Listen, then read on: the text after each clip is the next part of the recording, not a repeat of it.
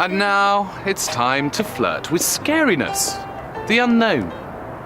No matter how identical the buildings are in an area like this, behind every door, behind every curtain, behind every window lurks the chaos factor, and that is you. It's time to talk about personality. Now, I know what you're going to say. You're going to say that surely there are no rules to personality because we're all different. Wrong. That is the first rule. Personality fits into very clearly defined types.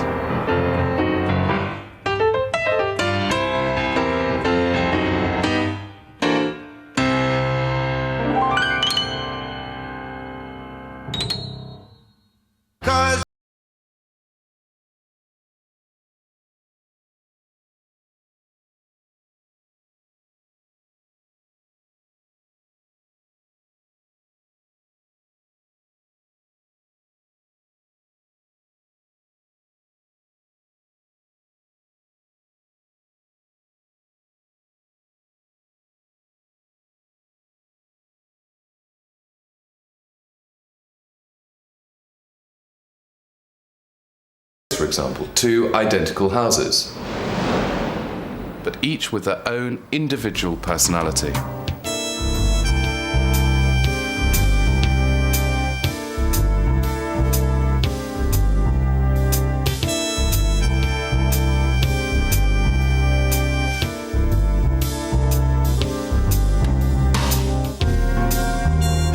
Take here, for example. Now, just what sort of personality lives in this space? There's actually a very, very nice feeling of order in here, but not the kind of order that makes the space empty, because you've got a lot going on. The pictures, particularly, very eye-catching, very colourful. But they're contained, and it's this feeling of personality being exuberant, but at the same time contained. In fact, the whole thing feels terribly grown up, terribly controlled. There are little touches of femininity and almost childlike naivety with the little shrine made of the television and the little shell chandelier. But these are small statements in a space that is largely controlled, serene and tranquil. Well, I suppose I like a certain sense of order and things to be quite simple. And a calm environment, definitely a feeling of calm. And I think sometimes clutter makes you feel more sort of wound up. Say if you've had a busy day outside, you come in, you just want it to be really simple and easy to look after. It's funny because I thought when I moved here that I'd want to have some colour down here, but I just more and more I just said no, it just seemed right to keep it white and simple. And I think any colour closes a room, even if it's a sort of light pale colour. I just think it brings it in more, so I just wanted to keep it as spacious as possible. Cool. And a great use of space. This is Iroko Housing Cooperative, affordable housing on the South Bank. And when the architects sat down to design the scheme, obviously they wanted to maximise light, increase the feeling of space. But when they were at their drawing board, I bet they'd never anticipated this.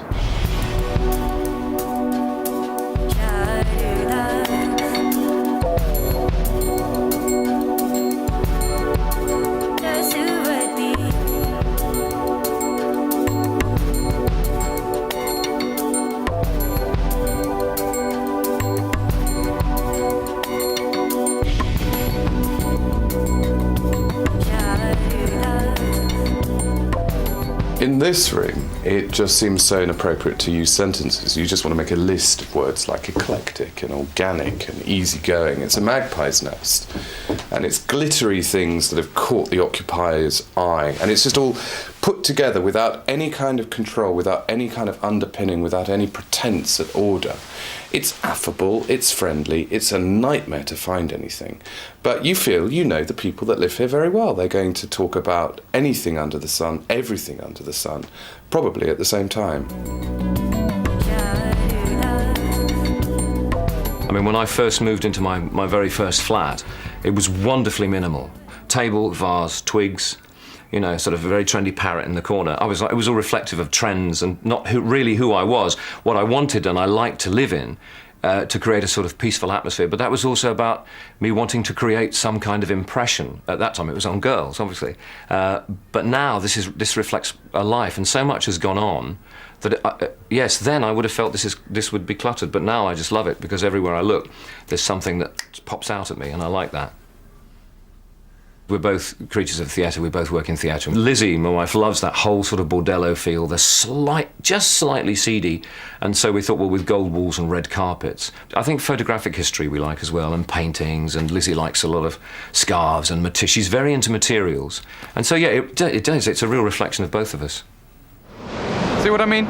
Same flat, but a completely different take on taste. It comes down to personalising your background, making it a mirror to reflect your personality. Sure, a good interior designer can do it for you, but actually it's so much better if you do it for yourself. All you need to do is work out what you want. One of the most exciting things about my job in particular is going in and working out what people's personalities are like and what kind of style they might like. And I picked that up from what mugs they've got, if they've got little cuddly animals on the mugs, or whether they've got just stripy mugs or plain mugs. And I always ask them whether they chose the mugs or whether somebody gave them to them. And their response will tell you such a lot, because if they say, oh, I love those mugs, I got those in, you know they love cuddly things. They'll want lots of detail in their interior design. Hairstyles, you can tell a lot from hairstyles. They've got a terribly neat hairstyle. Adventurous hairstyle will tell you that they're happy to experiment with their interiors and have fun with it as well. Clothing's a really good giveaway. It will tell you an awful lot about them, whether they follow fashions very strictly, which means they're likely to change their interiors quite a lot, or whether they have an individual style. That will show you that they'll have quite an eclectic mix of stuff in their home. Lots and lots of things give it away. So you see, we're all the same. Our houses are littered with hints and tips and clues, sharing with the world what we like and what we don't like, from the cups we drink out of, to our egg cups, our colour choice, the books we might leave casually lying around for all to see. All of these things express personality. But over to the guinea pig house, what personality is there to be uncovered? Actually, I really hope there is a personality there to be uncovered. Of course there is.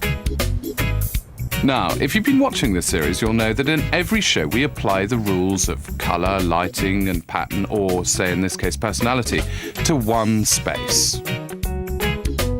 In this room, it's personality that seems to be lacking, which is a bit of a task, really.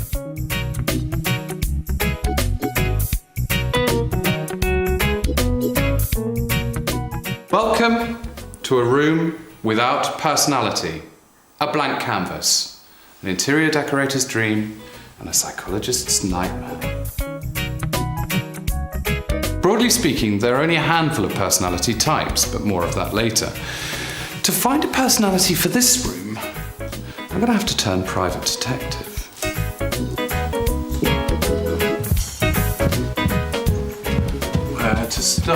Where to start? Oh, bedroom. Bedroom. Come. Now. Oh, there's no one in here. Good.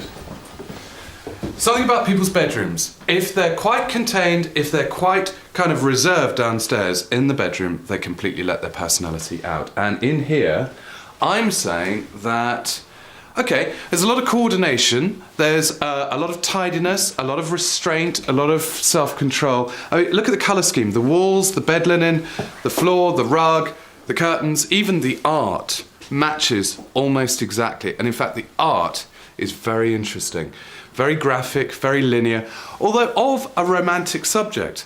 And there is an element of romance in here. The country pine bedhead, the rustic painted floorboards, and the curtains. So, in personality terms, we're looking at someone who's quite graphic, who's quite restrained, who's quite in charge, but with a little bit of romanticism. So that'll be graphic romanticism or romantic graphicism. You decide.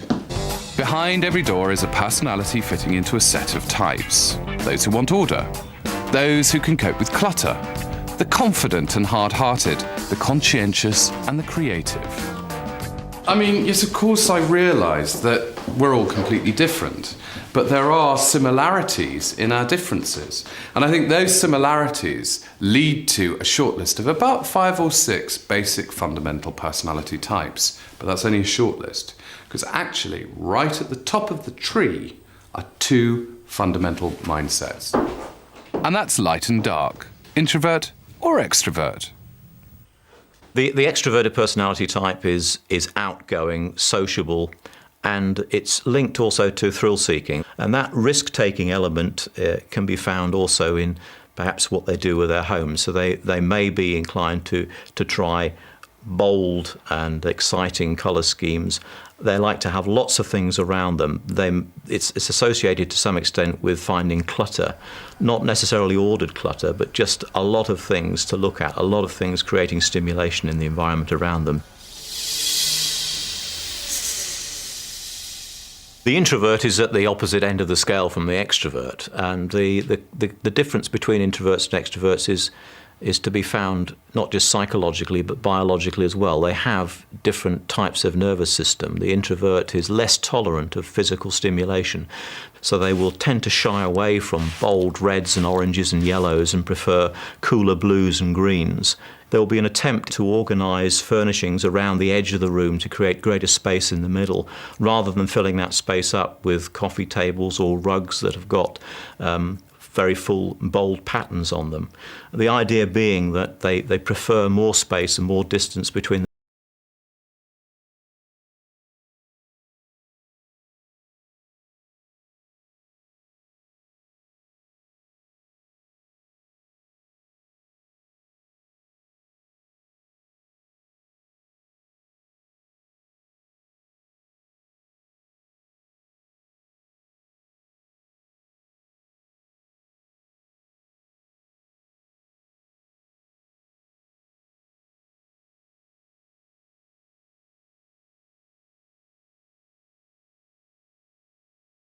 What happens if you're designing for someone quite unknown to you, the non-existent personality? This kind of thing is a fascinating interior design exercise. Huge spend, but no client. It's a show home. And it's a way of trying to find a purchaser willing to spend £1 million and bringing them in, saying, yes, you can live here. This is you. This is your kind of thing. But it's a personality that doesn't exist. I mean, where do you start?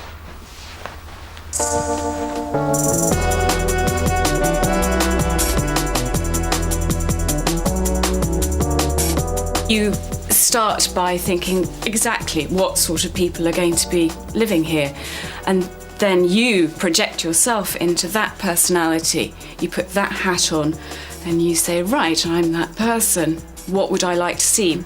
And you kind of roll the whole thing together into you fantasize about those people that are going to be moving in.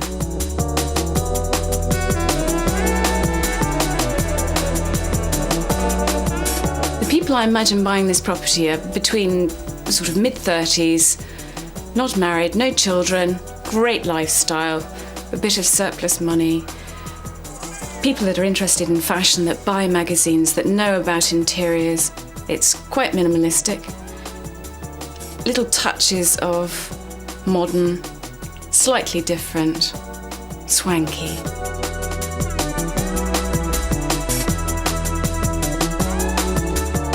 We're here just to give an image, something that people can walk in and think, wow, that's great, I want to have some of that. You're trying to show them different ways of putting things together.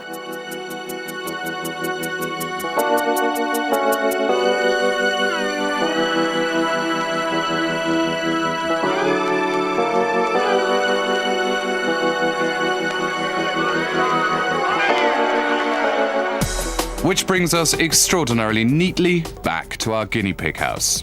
Remember, like designers who come up with show homes, I'm only guessing at the personality that lives here, and on top of that, I have other things to contend with as well. For a space with very little personalities, there's an enormous amount of architecture here, which is rather uncomfortable. There's a shape up there, the kitchen's isolated over there, doors and windows at different heights. So the crucial thing is to unite the whole. And this is what the colour will do. That level line will unite the room, give it a much more cosy, much more homely feel. And also get over these rather odd things, like the ceiling is actually a bit on a scant. And so to work, chaps.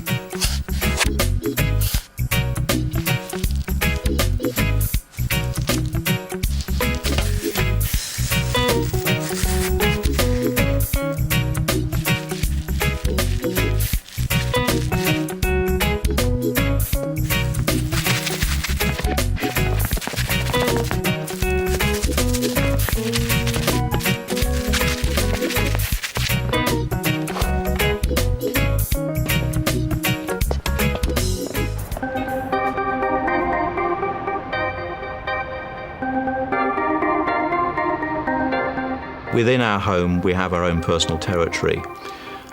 This is an environment over which we have a degree of control and order, and therefore we can decide on whether we want to project ourselves and how we want to project ourselves in that environment through the home that we wear around us as we wear our clothes. And for some of us, we want to project a particular impression to the world as a whole, that we are perhaps creative, intelligent, thoughtful people. We know what the latest fashions are and we want to show them off. Or we might be a person who really doesn't care about showing off to the rest of the world. All we care about is perhaps impressing those who are close to us. And so we create an environment then which is cosy and friendly, where we receive selected other people who we invite into our homes, who we already know well.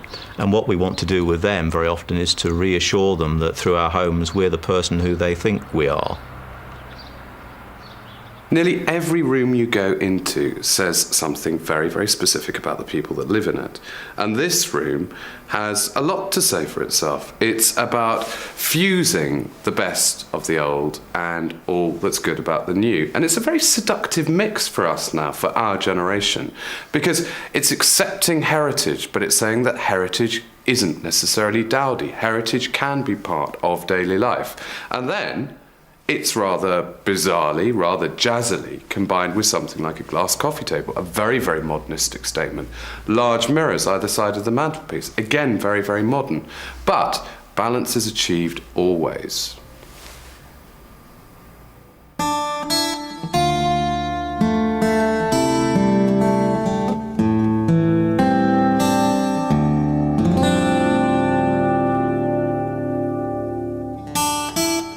Everything we do says something about us. Just take this bedroom. Now, I seem to have inadvertently stumbled through a minute fissure in the space-time warp continuum, which means I'm now in a little used romantic bedroom in a French country chateau. Romance rules. It's rustic, it's starchy, it's a little bit well scrubbed, but it's a bit like a giggly flirt behind a lavender bush somewhere in Provence. Oh, do take me there.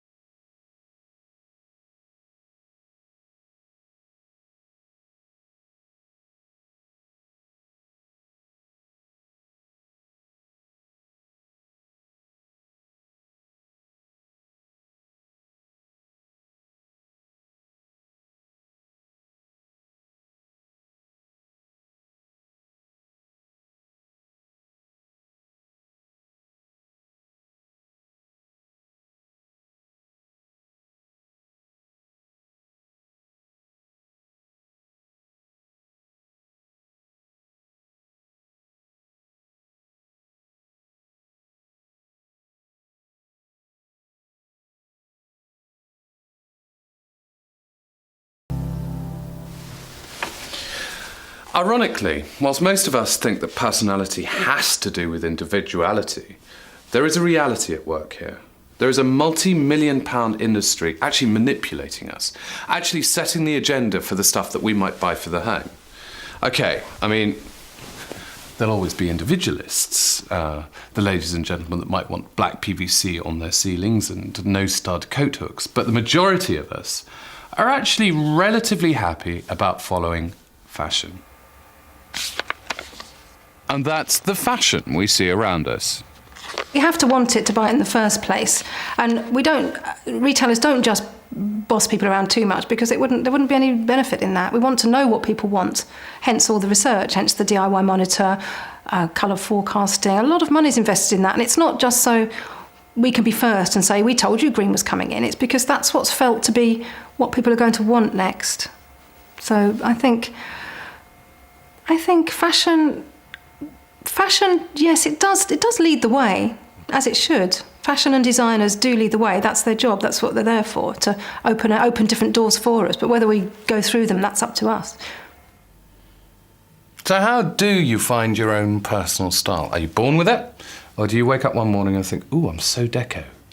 I think it's a combination of the two, because your take on your style will change due to experiences, due to whatever's happening to you at the moment. But the majority of us, and that includes you, use these magazines. Don't feel embarrassed about magpie-like taking an element from here, an element from there. In fact, I think the more elements you add to the mix from as many different sources, the more personal your choice becomes. But remember, these magazines sit around on your coffee table for on average 12 months, so make sure that the cover goes with your wallpaper.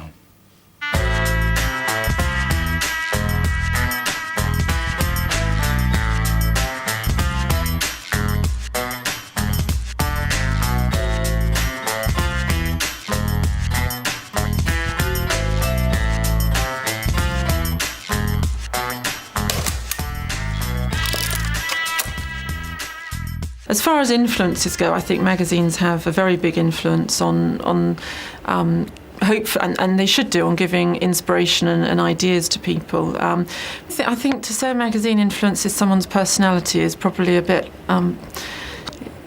possibly kind of pushing the boundaries of what a magazine can do to a degree, but it should be able to trigger things in people's personalities so that they see something they like and kind of can either reaffirm something or give somebody inspiration.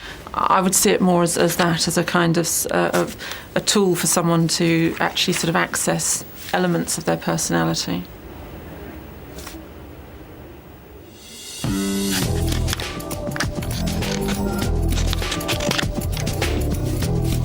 It's fair to say that television shows and the media generally have an enormous influence on the sort of designs most of us buy.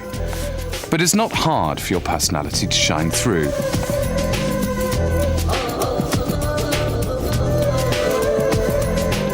Simply flick through the magazines and you'll quickly spot what says you. Create a style board, and this will instantly and infallibly denote what sort of person you are. No two people will ever come up with the same style board, and each will say a lot about what you want and desire. See what I mean? Go on, try it at home yourself. You know you want to. You never know. You might start scaling the heights of modern minimalism, or even plumbing the depths of country cottagity.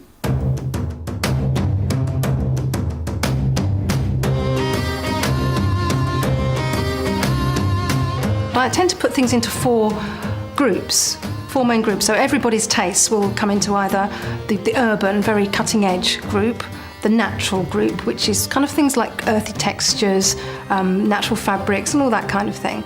And then I think there's the classic group, who like sort of period style, quite tasteful things, quite, nothing too outrageous, but just lovely classic features and styling and colours and that kind of thing. And then I think there's the romantic lot, who will go for perhaps softer colours, florals, and a bit more fluffy, play around a bit more. I think I'm probably in the urban group, I guess, with a bit of romantic fluffiness.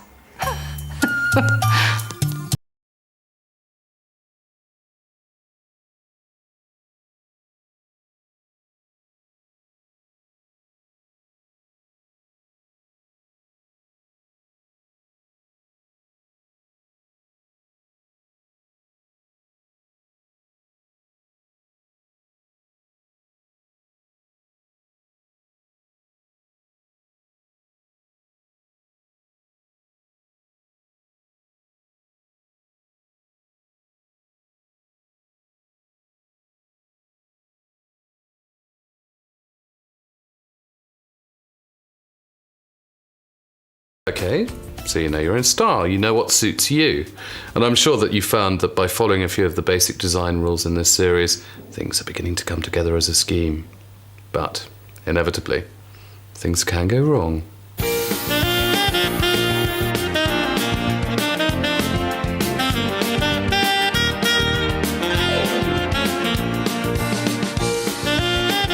I hate it.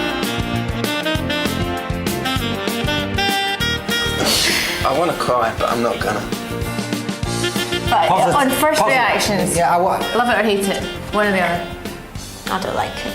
You don't like it? No.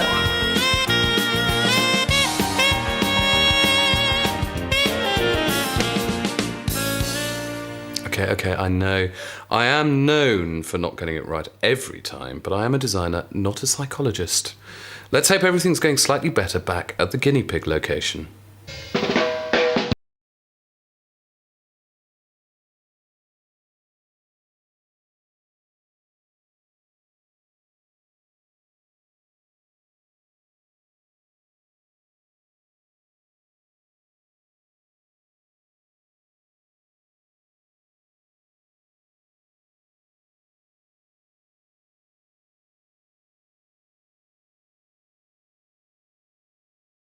From Chile's soulless aircraft hangar to homely haven, very, very simply. And, excuse me, lashings of personality.